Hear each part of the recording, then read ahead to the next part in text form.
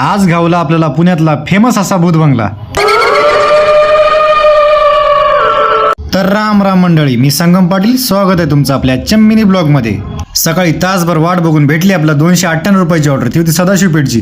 गेलं पिकअप लोकेशनला, या सगळं डॉक्युमेंट होतं. पिकअप करून दिलं नेऊन ड्रॉप लोकेशनला. थोड्या वेळाने भेटली 286 रुपयाची ऑर्डर. ती होती तळवडीची. गेलं पिकअप लोकेशनला, असं काय मटेरियल होतं. चटकन पिकअप केलं आणि निघालो ड्रॉप लोकेशनकडे.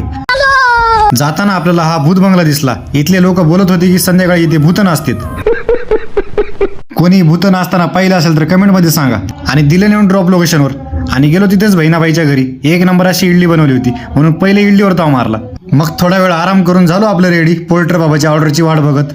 मग थोड्या वेळानं भेटली 219 ऑर्डर. ती होती बांबोलीची. या सकाळी जॉब घेऊन जायचं होतं. पिकअप केलं आणि दिलं नेऊन ड्रॉप लोकेशनला आणि बसला ऑर्डरची वाट बघत. मोक्कर 1 तास वाट बघून भेटली आपल्या परत तळवडीची ऑर्डर.